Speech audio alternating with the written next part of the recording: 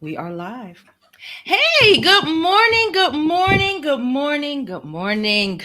Happy Good morning. Saturday. Happy Saturday to everybody, to my guests, to my viewers, to everybody. Happy Saturday to you. It has been a minute since I have gone live with y'all. Don't hold it against me. I was just over here, celebrating graduations and all kinds of fun things for the month of May, and I needed a break. And so, as much as I tell you guys, set boundaries, take a break, it's okay to pause. I have to adopt the same strategy when it comes to me. So I have missed you, but I am glad to be back. And I am excited that this Saturday I have some amazing guests who are on this morning who are going to talk to us about a topic that I think is so important, particularly in our communities, and it is around unspoken trauma. I see some of you are joining us out there. Hello, hello, welcome. If you can see us and hear us, I would so appreciate if you just drop it in the chat. Just tell us hello, maybe where you are viewing from, so that I know that you can hear us and that you can see us. Because as I say, there's nothing worse than doing an hour show to find out that no one can hear or see you. Like you just blabbed your mouth for the whole hour. So if you are out there, just say hello so I know that you're there, and that you can hear us and see us. Because I don't have the fancy tech people in the background who can say, live, we can hear you. Y'all are my fancy tech people. So just say hello to us this morning. But we are glad that each one of you are here and talking about, like I said, a subject that I feel is so important. We are talking about unspoken trauma, y'all. Is it really drama? Or is it really trauma? And I think that this is such an important topic, particularly in our communities, because I think sometimes we get confused about what trauma really is. I know, at least for me growing up, I thought that trauma was like, if you had some kind of trauma, it had to involve the hospital, right? It had to involve some sort of maybe physical abuse or something that we would consider more extreme. But with time and with my research, I have found that trauma is so much broader. It's so much bigger. It encompasses so much that I think many of us are unaware of. And people are walking around with symptoms that are kind of classic displays of trauma, not realizing that that's what it is. And so I have brought on the show today two amazing experts in the area of trauma. They are licensed professional counselors, and they are going to share their insight this morning on trauma, unspoken trauma. Is it trauma or is it drama? So welcome to the show, Alicia, as well as Maline. Thank you. I'm so happy to have both of you. And I'm going to just give y'all the receipts on their backgrounds and how they got here. And you will be able to see that they truly are experts on these subjects. So I am going to start with introducing Alicia Curry Walker.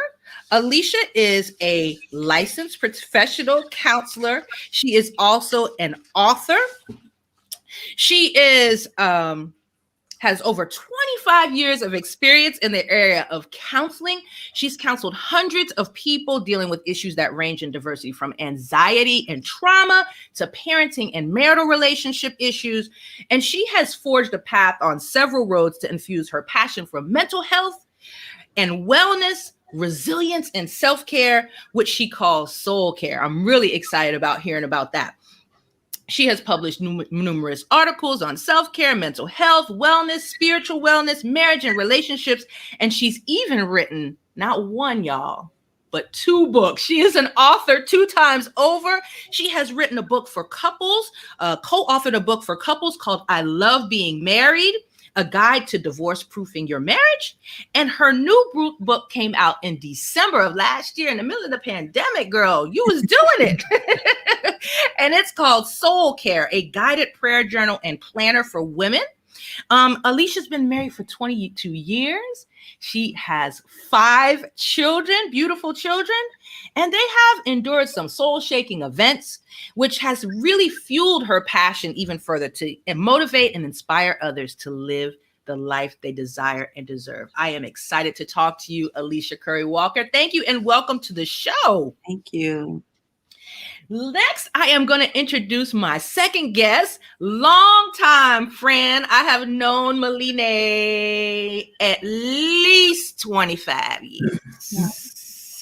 We went to college together, and so I am so happy to have her joining me on the show today. She is a licensed professional counselor and founder of Lofty Life, which provides social, emotional, and mental health counseling, coaching, and educational opportunities for individuals, schools, and businesses. She is the founding mental health counselor at KIPP Sunnyside High School. Is it in Houston? It's in Houston. In Houston, Texas. And she is a mental health therapist who leads webinars for Better Health, which is one of the largest online counseling organizations.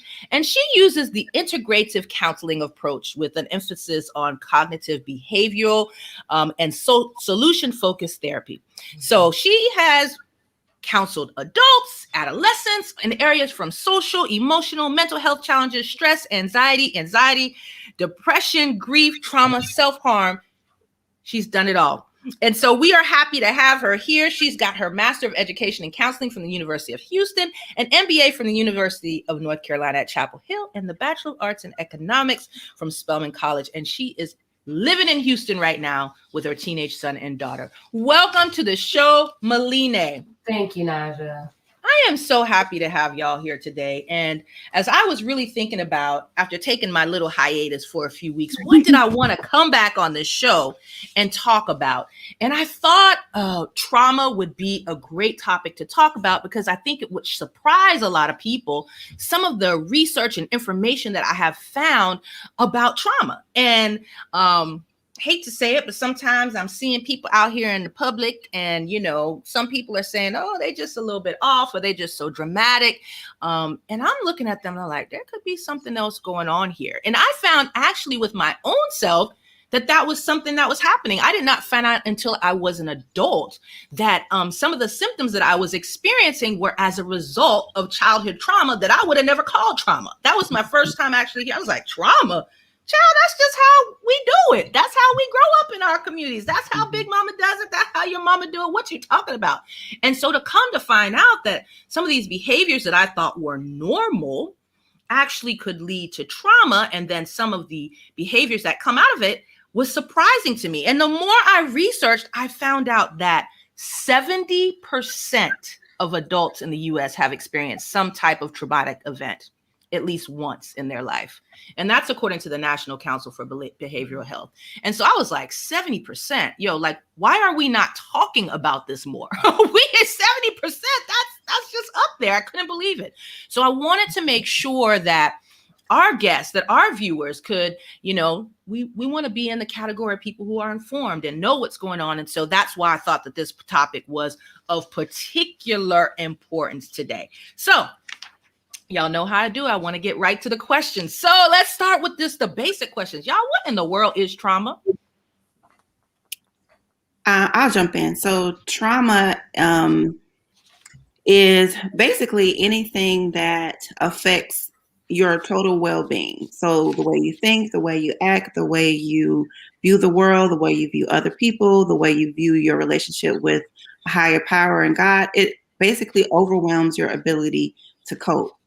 It overwhelms your ability to have the coping skills, the coping mechanisms to deal with that particular issue. And so that's why the range of what's considered trauma is so vast and wide, because what you might consider traumatic is very different than what I might consider traumatic. And we could have very well grown up in the same household, experienced the same thing, and not viewed our experience as traumatic.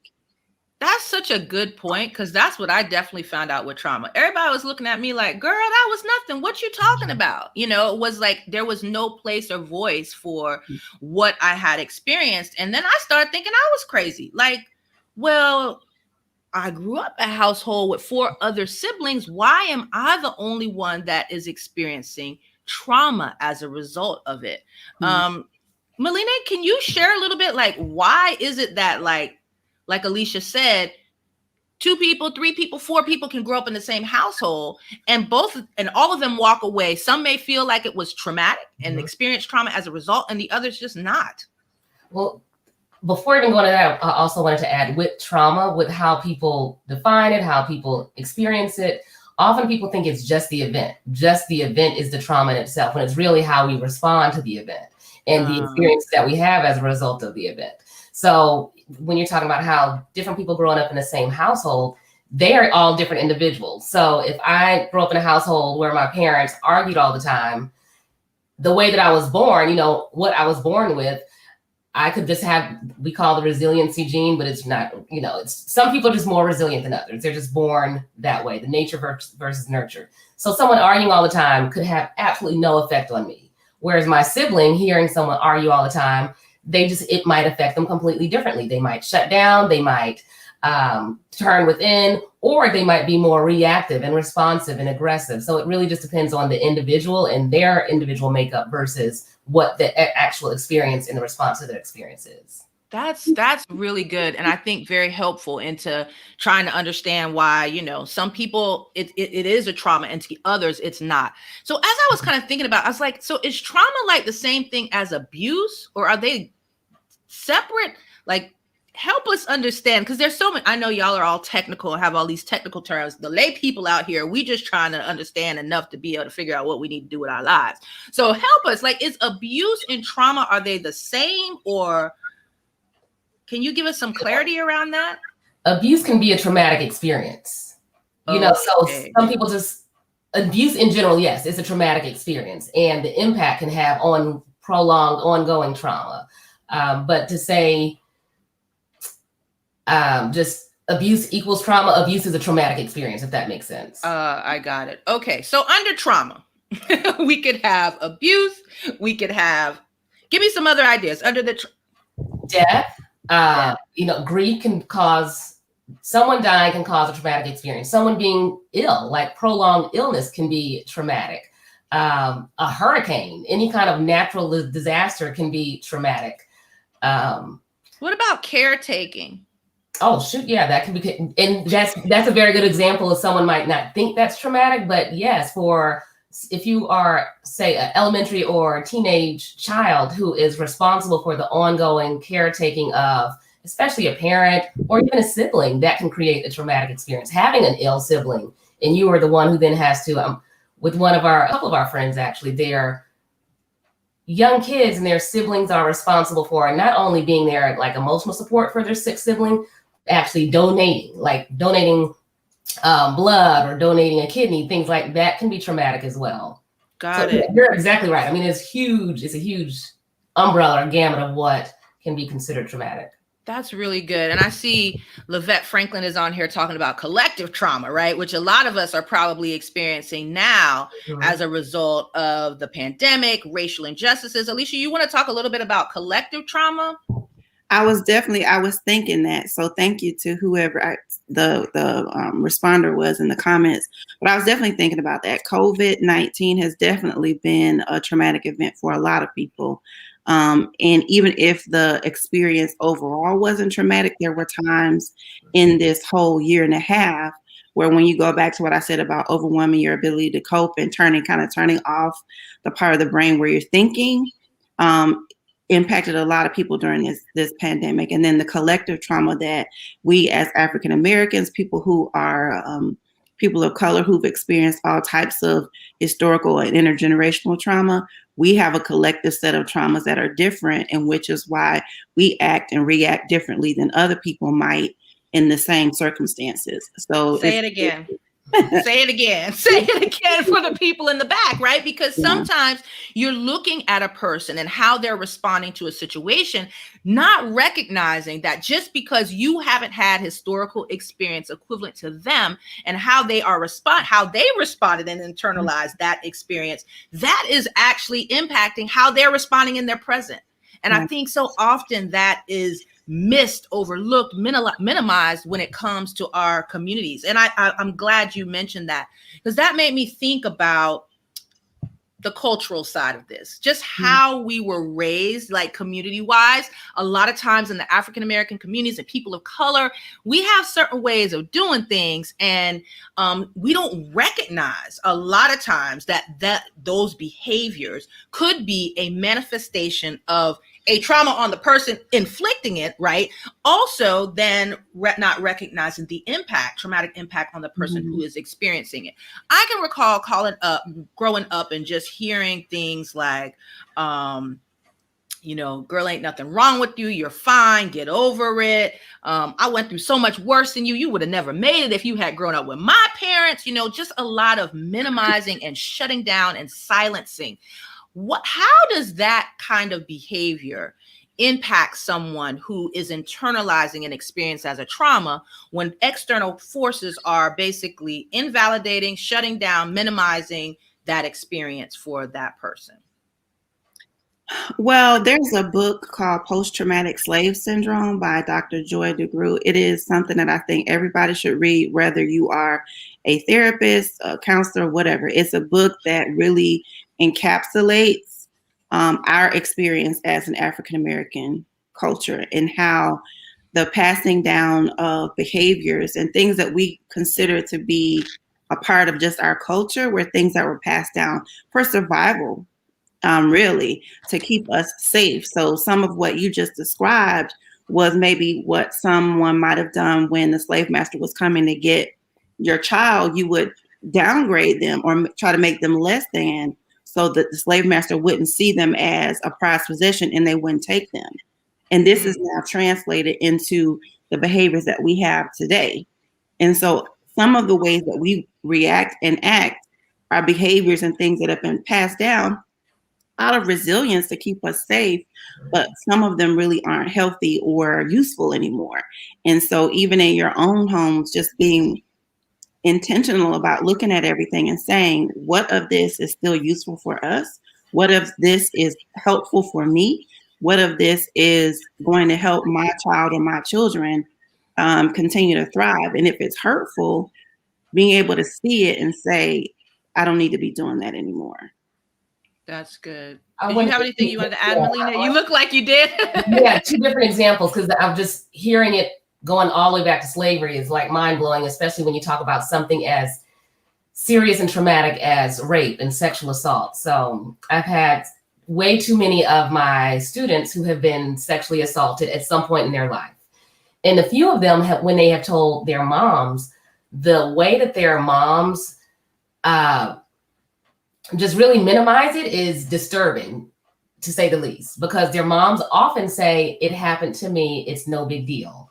Yeah. And when you talk about your being raped and sexually assaulted, that is mind-blowing, but at the same time, not so mind-blowing if you think about the history and where it was, how this all started for us as Black women in particular, because it happens so often that at some point, some women might not think that rape is that big of a deal, or they don't understand how much it's impacted them because it's happened so often. So I think that's one way that it's continued to be perpetuated, especially in the Black community and the Latinx community. Honestly, a lot of these women were Latina as well. And then something that's not as severe, but still traumatic in our community is the way that we talk to our children. Mm-hmm. And, the cursing out our children and calling our children names and things that their mothers may have grown up hearing from their grandmother, and it's continue to be perpetuated, not understanding how we are speaking such negativity into our children. They're taking it on and believing it, and how traumatic that is. And just watching it happen generation after generation is heartbreaking, because it is literally trauma. That is collective trauma that is happening, and we are continuing to pass on to our children. Yeah. Wow. I'm so glad you brought that up, because there are so many experiences that I feel like culturally we have normalized in many ways, that as I get more educated on this topic, I'm like, that was not normal, right? People walking around here thinking that, kind of adultifying children as a young age, where children are taking on responsibilities for siblings and taking on responsibility for situations that really are not their place to take on, not recognizing how traumatic that can be. Poverty, right? Being food insecure, home insecure, financially insecure, that can be traumatic, right? If I understand correctly, for a lot of people. And so you grow up as an adult, and now you're exhibiting certain behaviors that people are like, girl, you too much, or, girl, you just so much drama, not recognizing No, there's some roots to that that's beyond just you just like to make madness and come and be messy. Mm-hmm. Can you guys think of any other examples where you have seen sort of people normalize behaviors in our community? I know, Melina, you brought up cursing at children. What are some other behaviors that in our communities may possibly be considered normal, but in actuality can really have a traumatic impact on that person as they are developing and maturing? Another one that I see often when you talk about our just adultifying our kids, the music that our kids listen to and what we expose our children to at a young age can absolutely traumatize them. If they're the WAP, whatever you want to call it, me and some of my girlfriends got into a really heated argument around the performance on the Grammys. I don't think that is something our kids need to be exposed to. Mm-hmm. Certainly not 8-year-old girls or 13-year-old girls, and it can be traumatizing. So they listen to Tell me how that can be traumatizing, because I mean, I'm thinking most people are like, first of all, our common explanation, we ain't listening to the words, we just listening to the high beat. First of all, it don't have nothing to do with the words. Mm-hmm. We just listening. So you're doing too much listening to the words. Okay, so right. Tell me how that can actually be traumatic for a child. So if I'm going to go with, say, 12 years old, even though 7, 6, 7, 8, think about the little kids who are doing all the dances and where are they learning the dances from. So I hear the song, they play it all the time. They're talking about it on TikTok. Let me go look up the video to see what they are doing in the video so I can replicate it. So then we got our 7, 8, 12-year-old girls mimicking what they see in the videos. And so they're mimicking it, right? So it's cute. Then I'm going to go and show my mom and show my family and show, now I'm doing it at the family cookout. I'm doing what I'm watching in these videos. And then it becomes this thing there for them. They see the attention they get from it because everybody's like, oh, look at my baby. She's so cute. She knows how to dance. She knows how to do this. And then she takes that into the schoolhouse and into the playground. And then more and more people are seeing it. And then how do you think people are going to respond to that? That does not make it okay for anyone to respond to her in a negative way. I don't want anyone to think that at all. But there is some reaction and there's some response to it. That is too much pressure to put on these little 8, 12, 13-year-old girls who aren't really processing what is happening in the songs, the videos, the world. And now they have taken on this whole adult life that they did not intend to because they are listening to something that they heard at home. Wow. It gets really deep rooted and I get really passionate about it. So I'm going to be quiet now. No, that's good. Because when I was thinking about examples, I didn't think about the music. I was thinking more like cursing, just kind of the demeaning, even sort of the I call it physical abuse with, whipping, beating, whatever you want to call it. Just getting, I will knock you down. I will smack you out. I will take this. I brought you into this world. I will take you out.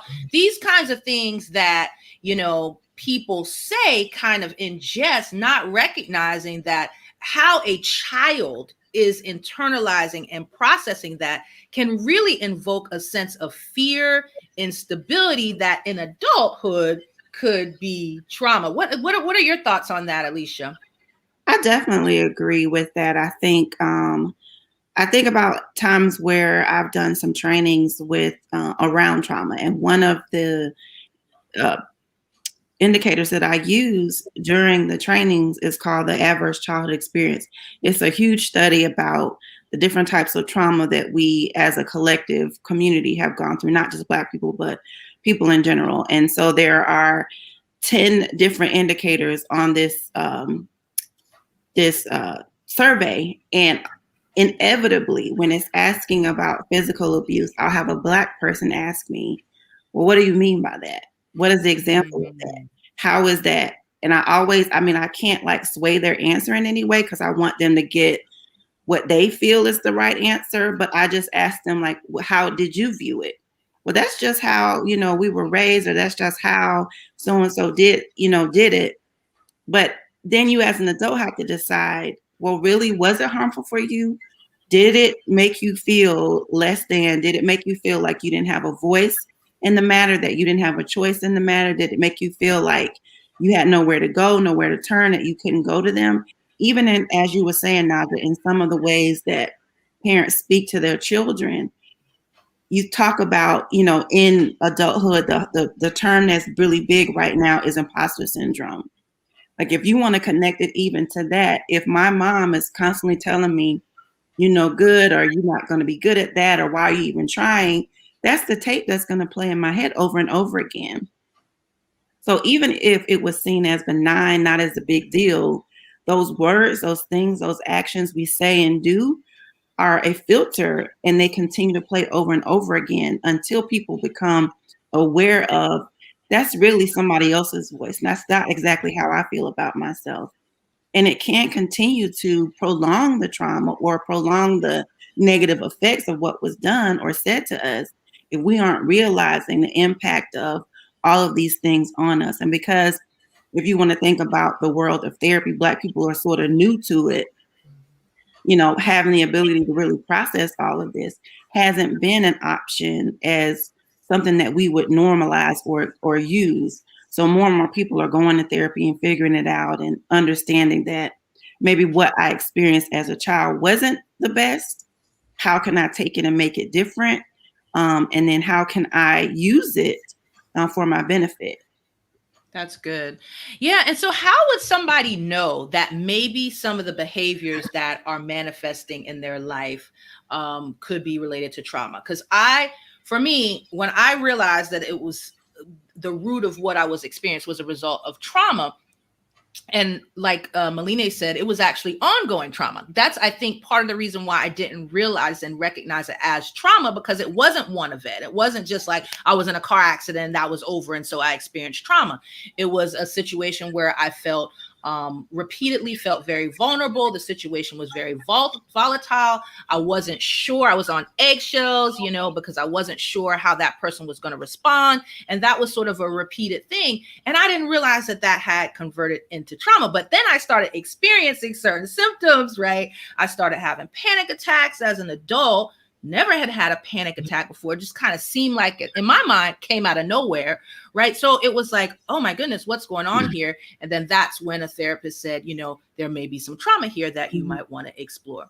What are some other behaviors that people are maybe experiencing that may not be as extreme as maybe having a panic attack, that would give them a sign that maybe something else could be going on? It could be trauma, could be anxiety. We're not really sure, but this is a behavior that suggests that you might want to address it. From my perspective, I think avoiding and numbing in general are pretty clear signs. They're not that clear. There are signs that there's something that has taken place or is currently taking place that needs some exploration. And okay, when I want say you to just avoiding stop or numbing, there. Avoiding as in, okay, we've got avoiding a job, like avoiding getting a full. Yes, avoiding getting a full-time job, avoiding being, adulting. Many of us don't like to adult, but we have to for, just to survive. But, and I work with high schoolers, so I see this a lot once they graduate from high school. And just avoiding what happens next, avoiding the real world, avoiding whether it's a job or school, just digging back a little bit with that and understanding why are they avoiding it? What are they afraid of? What did happen in their childhood that they are so afraid to step out into the real world? And numbing, whether it is numbing by reality TV today, there isn't such thing as watching or doing too much of anything, like watching too much TV, spending too much time on social media, drinking too much, smoking too much. There's numbing that we are doing for something, and numbing and avoidance can quickly go to numbing. And it's because we are trying to protect ourselves from something. And if it's protecting ourselves, usually from whatever that traumatic experience has us still feeling or dealing with. So I think those are just two things that we can look at. Like if I constantly find myself avoiding getting out of bed in the morning, like, why am I avoiding getting out of bed? What is this about? It's something that me and some of my cousins talk about. We avoid getting out of the car when we get home. Now that sounds odd, right? And it took us a little while to think through, why are we avoiding getting out of the car? Like I can sit in my garage in the car for like 30 minutes because once I go in the house, I've got to get to whatever, I've got to get to work. I've got to prepare for the next day. I've got to do something. So often just doing things like that's severe avoidance. Things like that can be, if we dig a little bit deeper, we might find that there is something traumatic that happened that we are carrying with us by simply avoiding and numbing. Interesting. What would anything you want to add there, Alicia, in terms of how would somebody know that they might be exhibiting behaviors as a result of a past trauma that they may not even recognize? I'm going to give a quick personal story if you don't mind. So, Absolutely. As you guys shared earlier, I have 5 children, and my oldest is a bonus son from my husband's previous relationship. But we have 4 daughters together, and my youngest daughter was born with sickle cell. And during the time, the process of her being sick a lot, by the time she was 2, she had been hospitalized probably 12 times, had 3 surgeries. And, you know, as a woman and then as a Black woman, you just do what you have to do because you have to do it. You're not even really thinking about it. You're processing it. You figure out, okay, this is what I have to do. This is what I need to do. And this is what I'm going to do in this moment to keep the train rolling, right? Well, by the time she was the age of 3, we decided to get her a bone marrow transplant. Her whole 4-year-old year was, well, 3, at the age of 3, there was a year-long process of preparation to get ready for the bone marrow transplant. But then once the go-ahead was given and we had done all these things, and as you were saying earlier, Melina, about a sibling being a donor, my second oldest daughter was the bone marrow donor.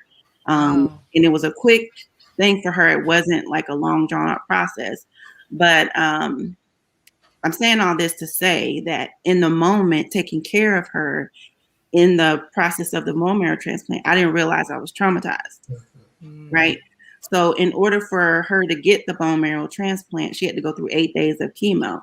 And so if you know an adult that's gone through chemo and what it does to the body and how it tears it down, and just imagining seeing a young child losing their hair and just the intimate process my husband and I went through one night where we just ended up having to cut all her hair off, and just thinking about all those different things after the fact, I realized it was traumatic. So even during the whole sickle cell process, it was overwhelming, but we were able to deal with it. You know, it was overwhelming, but I could, handle it. I could still get up and pay bills. I could still work. I could still do whatever. But this thing in particular overwhelmed every bit of my soul. I couldn't think. I didn't eat right. If there was something that had to involve this part of my brain where I had to actually think about something, my husband had to do it. I couldn't do it. So any bills he was responsible for. Now I was focused enough as a mom to make sure my kids did what they had to do at school. But beyond that, I couldn't do any more than that. And I tell people all the time, like, I have one binder when she was going through sickle cell that is completely neat. Like, you go to hospital and there's, month to date and everything is in order. The binder that I have from her bone marrow transplant process looked like I dropped it on the floor and just picked it back up. And that's the difference between when something is, could be hurtful, a lot to deal with. I don't know if I can handle it, but you handle it, versus something being traumatic. It just overwhelms everything. Like, it impacted my relationship with my husband, my kids, what I thought about God, all of that. And so it's a while to get out of it. Yeah. So it just impacts, it just flows into just your regular everyday existence. Sometimes I think of it when you hear people saying things like, I'm just holding on by a thread, that's become so commonplace. Yeah. We just say that like, girl, I'm barely holding on. Yeah. So I'm about to cook dinner. Right. And it's like, wait a minute, maybe we should pause and look back at it. And as I looked at again, some of the symptoms that I saw around trauma, it was perfectionism could be a manifestation of how we deal with trauma. Busyness, a way of how we deal with trauma. I think, Melina, you touched on this, being numb, but I would even say being an overachiever could be a way. And those are things that are celebrated and lauded in our culture. And, you look at that person, girl, she ain't never sitting down. That's like celebrated. Oh, girl, she's always on the move. And I will tell you that, for me, I have always been overachieving, super busy, super perfectionist, always so hard on myself. And so then once I got this, recognized that I was dealing with trauma, I could look back and say, so when I stopped working is when the trauma symptoms really started to display themselves. It was when I left my job because I was so overwhelmed. I was having corporate burnout. I thought it was the job. part of it was the job. Let me get it clear. But it's like it's the job. It's that I'm not in a good environment. And so that's why I'm experiencing this. But really, once I left the job and all this stuff was just out on the table that I couldn't run from anymore, that was the first time that trauma even got kind of introduced into the mix, because the symptoms became so exacerbated. Is that something that you commonly see, where, people are just staying busy because there's something that happened? Tell me a little bit about like how you might see trauma manifest itself in ways that people might actually think are good.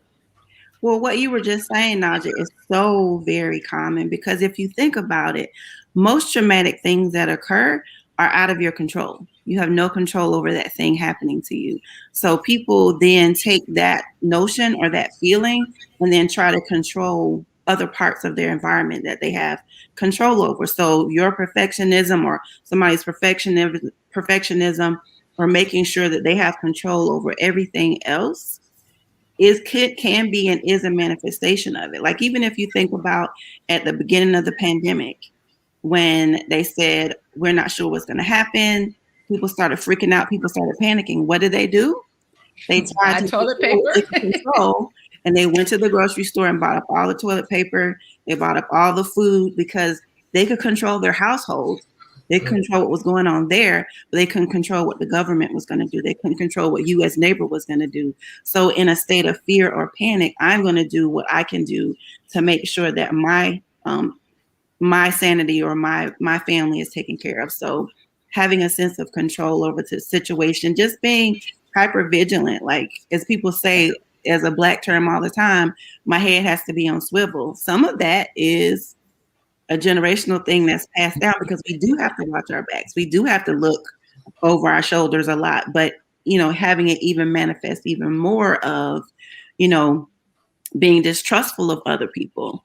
Not sure if these people are out to get me, when they've not even displayed any sort of, out to get you-ness, so to speak. So, you know what? That's so good, because I had everything you named on that list, girl. I had trust issues. I was a control freak, perfectionist, super busy, overachiever. I mean, if I had really taken a moment to think about, but again, all that stuff was always celebrated. Yeah. Or, if you want something done, get Nyjah to do it. She gonna get it done. She gonna get it done right. That I always wound up being the go-to person, which then fueled the overwhelm even more. So it felt like a perpetual, and then I got into kind of this performance behavior where it's like, well, to keep people around, you keep doing these things. And so I never again made the connection that all these behaviors that seem so positive, really at the root of it was trauma from childhood that I didn't even recognize. Now, listen, we got a great question on here. I don't know if y'all can see it, but Norman has asked, is it true if adults don't heal from their trauma from childhood that it always stay there? And is therapy needed? I think this is such a great question, because so often I feel like as an adult, we just kind of say, I just got to get over it. I just got to keep living my life. I just got to pray my way through it. How do people, if you've had some trauma or complex trauma, which was ongoing experiences that were happening, that evoked fear, that evoked that stress, that you felt like you were out of control, does that have to be dealt with? What happens if you don't deal with that? I think it depends on the level of the trauma. So again, going back to what we said at the beginning of the conversation, how different type of trauma affects people differently. It really depends on how the trauma is being displayed, not just outwardly, right, but inwardly also. So how am I feeling about whatever I'm doing on a daily basis? How am I feeling about myself? Do I feel like there's something that's a little off and I can't quite put my finger on it? If you have like that feeling inside, or sometimes we ignore all the signs and feelings and take someone else to tell us, maybe our significant other, and often we all have kids, teenage, all ages. Our kids are often great mirrors for us, and they might say things that we're like, oh, shoot. If they say it once, you might be able to dismiss it, right? But if they keep saying it over and over again, I will challenge any of us. If our child says something repeatedly that offends us and we get upset about it, it's probably some truth to it. So there are different ways that even if we don't recognize it ourselves. So Norman, I would say it depends on how it's impacting you, and don't just trust yourself. See how others, some common things that others might be saying to you about your behavior, how you respond to things, how you work. Because I do think the behavior that is easier to pinpoint is the aggression, is, the outward explosive type of behavior. But the ones that's harder to see is, like Naj was talking about, the performative behavior, or the things that are more internal. Those are harder to see. So I really think I don't think it's a clear cut, yes, everyone's childhood trauma is going to impact them in their adult life. And yes, everyone has to get therapy. I don't think that's the case. I really think it depends on the individual, the traumatic experience, and how it's impacting you from not just your perspective, but from how others are telling you as well. Oh, I think that's good. Alicia, anything you want to add to that? I just had to give a hand clap at the end, because I think, everything that's like a bandwagon, people jump on it. Everybody needs therapy. Everybody doesn't need therapy. Everybody doesn't need to go see a therapist. And I know as a therapist, people are like, what? I can't believe she's saying that. But I think just like with medical care, there's a spectrum of things that you can do to help take care of yourself, to help make sure that you're healthy. And it's not just going to the doctor. So there are so many other things that you can be doing, should be doing, need to be doing to take care of yourself mentally and emotionally, that go hand in hand with therapy, but can also be used as a support. If you don't desire to go to therapy, if that's not your bag, if that's just not, something that you have insurance for, you can't afford, whatever the case may be. I don't want it to be like the end all be all, like you have to do that or you're not doing what you need to do to take care of yourself. And I feel like sometimes that's the message that's being given at this moment. And I don't want people to feel like, if they want to go and they feel like they have a desire to seek some support, then they should get information about how to do that. But if they feel like they have the coping skills and they have the support system to help them through it, and it's not something that at this moment they feel is necessary, that's okay too. And they shouldn't be made to feel bad or shamed for it.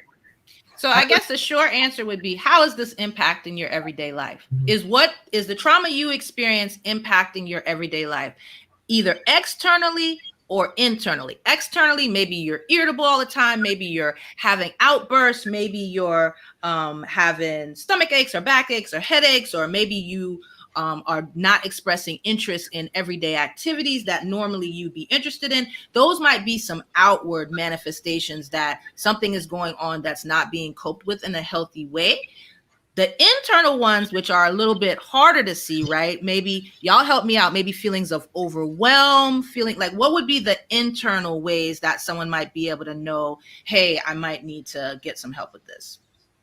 Feelings of overwhelm, feelings of self-sabotage, having inability to concentrate, not being able to make clear-cut decisions, not being able to focus.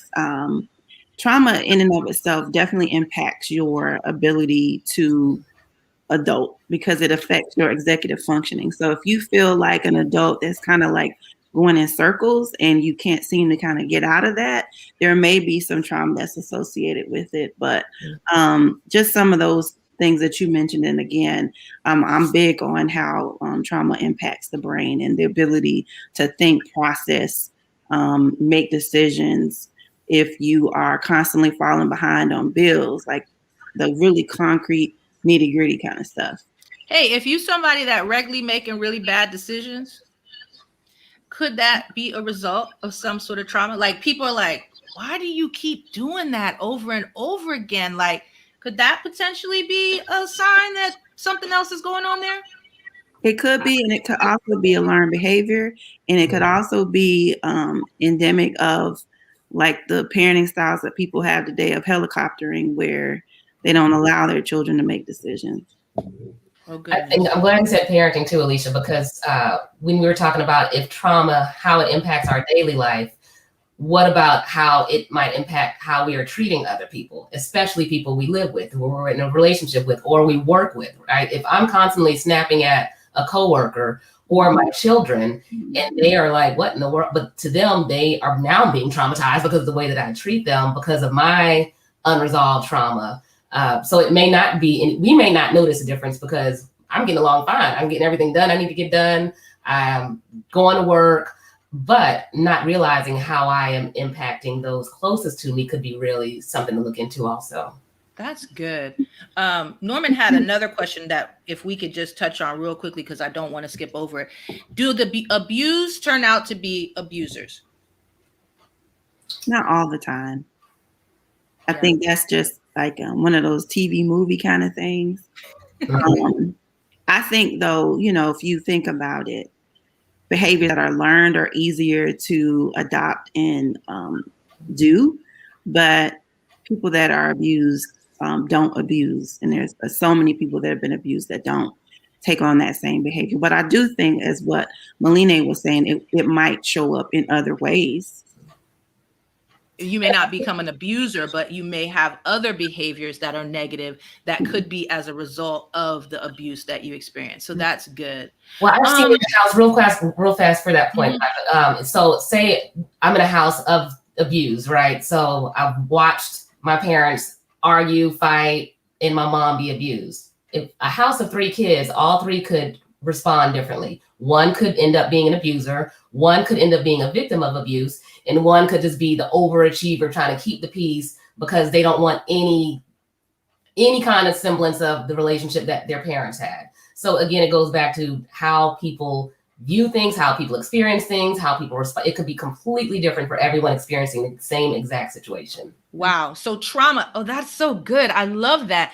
So everybody could experience the same trauma. One person, it shows up as overachiever. One person, it shows up as feeling as if they're a victim and powerless. And maybe that causes them to numb or retreat, avoid. And the other person, what was the third one you gave? Oh, the other person becomes an abuser. So you have a whole, the impact is so wide and it's so varied. And so it's hard to, Norman, be able to make a cookie cutter sort of standard response to what someone's response to trauma is going to be, because there's such a range. So if you're seeing, you got to kind of look out for a lot of stuff, right? And I kind of am of the opinion, if you're not sure as to whether you should go to therapy, I would say try it out. It can't hurt. Worst thing therapists could say is, actually, I think you really have already dealt with this in a healthy way, and everybody goes on their way. You happy, you got peace, right? So I think that if you're unsure, find out. I mean, that's what you would do with your physical health. You like, I'm not sure if I'm suffering from this or that. Go to the doctor.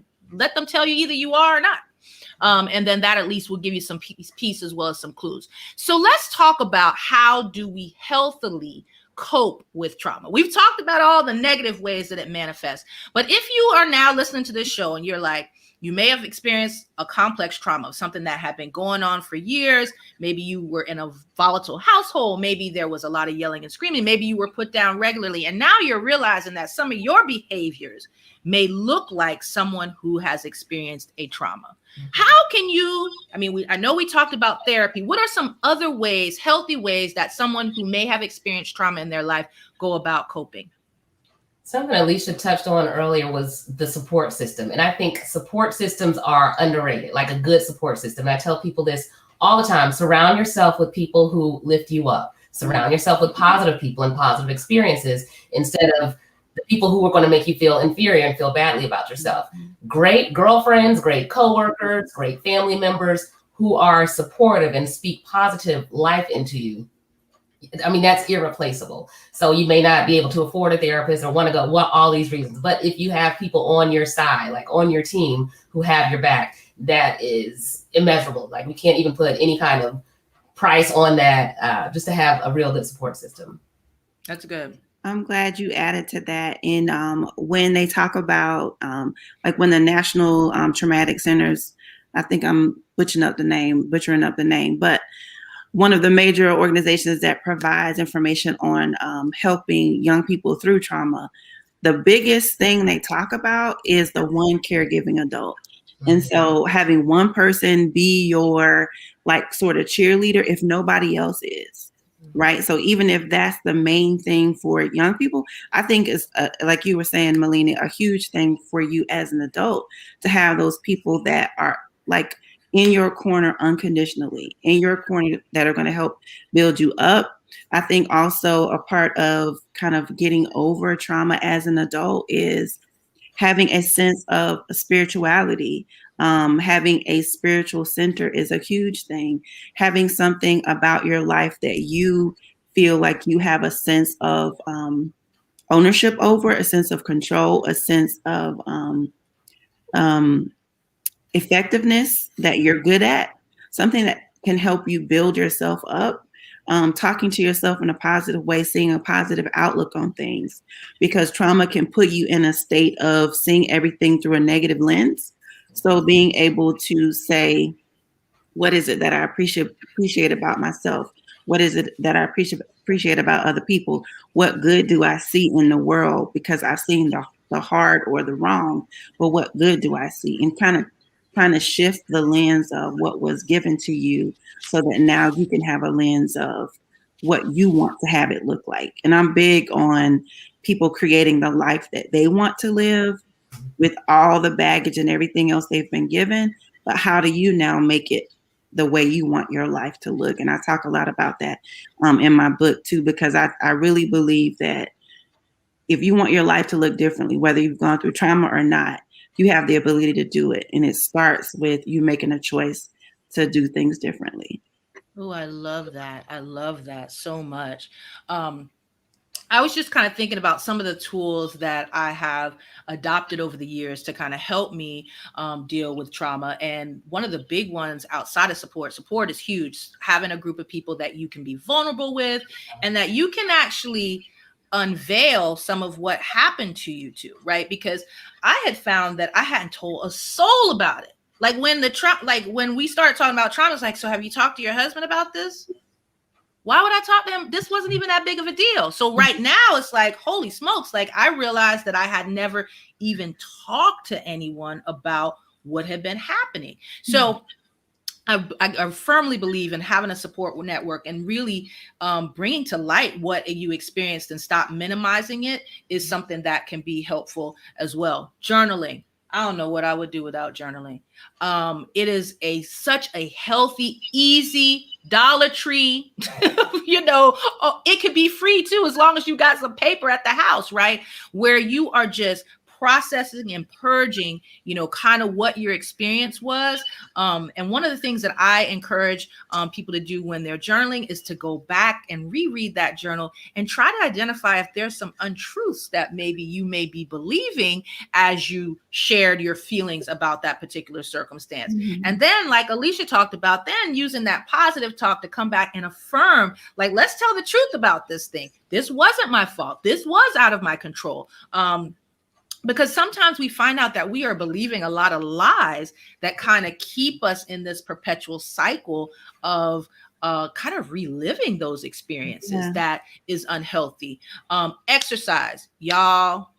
People think exercise is to lose weight. If I don't lose a single pound, I will be working out every week. Because I know that I feel better after I work out. I have a much clearer mind after I work out.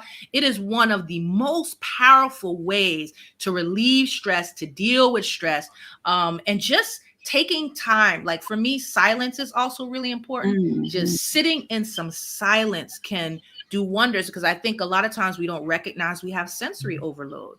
We just hearing so much is happening that our bodies get, just worked up from that. So those are some things that I personally have used that have been very helpful. And of course, therapy, especially once I realized that I was experiencing the symptoms of trauma, I found a therapist that specialized in trauma. I actually switched therapists because I had a therapist and she was great, but she clearly wasn't the right person to deal with trauma. And that required some very different kind of deeper, harder work for me that I needed to do. And then I kind of went back to less trauma-y type of therapy. But anyway, those are some things that I would share. All right, y'all, if you believe it or not, it has already been an hour. This has been such a rich conversation. Both Melina and Alicia, y'all have been amazing in terms of just providing insight on a topic that I think so often is not spoken about in our communities. And so as we close out the show, I want you to tell everybody,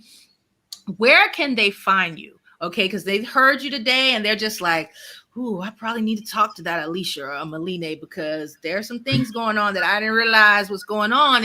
And how can they get in touch with you? Alicia, how can people get in touch with you? And make sure you tell them about your book as well. Okay. So my website is aliciacurrywalker.com. Excuse me. It's just my name. And that's where everything is. I'm on Facebook, Twitter, Instagram, all the same. And my book, again, is Soul Care, A Guided Prayer Journal and Planner for Women. And all of what you just talked about, Naja, journaling is in there. I have scripture in there. I have prompts for you to answer questions. But the biggest part about the journal for me is that it is not just a journal, but it's also a planner, because I believe in working through and processing, but then what do you do with it? And I think a big part of why people don't make progress is they don't put it on their calendar. We calendar everything else. So I want people to put on their calendar what it is that they've taken from the book and how they're going to make these changes, and put it in their calendar. So there's a planner in the back of the book. But the book is really about women learning to take care of themselves in a way that's much deeper than just self-care. And it goes into 15 different categories of ways to adjust and grow, to see where you are now, and then to see where you can co-create a life that God wants for you. And ultimately, in the end, you come up with a plan, and you put that plan into action in the planner section of the book. So it's a lot of work. It's almost, people tell me it feels like a therapy session, and people actually take it with them to therapy. So I encourage everyone to get it if you haven't already done so. I thank you so much for having me today. Oh my goodness. Thank you so much for sharing that. You were so talking my language. I was like, planning is one of the biggest. I am such a huge proponent of planning, because like you said, we plan every other aspect of our lives. We go to work. We never go to work and don't have a plan, but we be at home just winging it and then wondering why it's a big, hot, fat mess. Melina, tell everybody, where can they find you? Social media, website, where can they find you if they want to reach out to you? So usually at my school, at Kip Sunnyside High School, but no, outside of Kip Sunnyside High School, loftylife.net. That is the name of my organization, is Lofty Life. So it's loftylife.net. But listening to Alicia, something that we as mental health professionals, we often don't go to therapy ourselves. And hearing Alicia say her book, like working through her book is like therapy, I'm like, shoot, let me get the book, because what happens to us, we really don't often take care of ourselves. And this secondary trauma that you were also talking about earlier, Alicia, with if your child is experiencing something, or you watched your significant other process their trauma, there's so much that we as also therapists, we experience secondary trauma or compassion fatigue, because we hear so many traumatic stories, like one after another.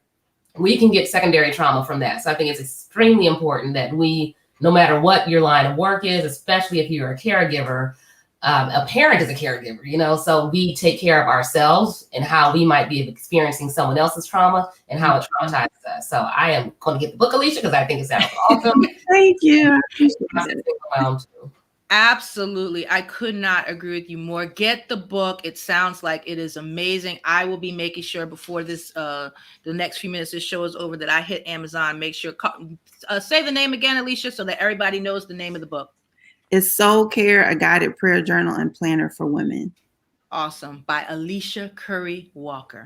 So y'all, thank you so much to everybody who joined today. I hope that you found this conversation as meaningful as I did. Listen, you know someone who may be exhibiting some signs of trauma that maybe in the past you thought was drama. Let's share, comment, share this with another woman. She can benefit this, and not even just women, but share it with somebody in general. It doesn't have to be a woman, married, single, in the workforce, not. Y'all, we want to live whole, healthy, happy lives. And one of the ways to do that is to make sure that we are dealing with that old stuff that may be rearing its head in our everyday life, and we don't even realize it. So if you got anything out of this show today, I ask that you like, comment, share. That is the only way that people find Spark Her Blaze, is when people like you like, comment, and share. So I ask, if you got anything out of this today, that you will do that, and that you will join us again on Saturdays at 9 a.m. Eastern Standard Time to talk about topics that will help us spark our flames so that we can blaze our uniquely divine trail and live the lives that God has called us to live. Y'all, thank you so much for joining. And thank you, Alicia and Melina, for being my special guest today. Thank you so much. Thank you. Thank you, Naja. Thank you.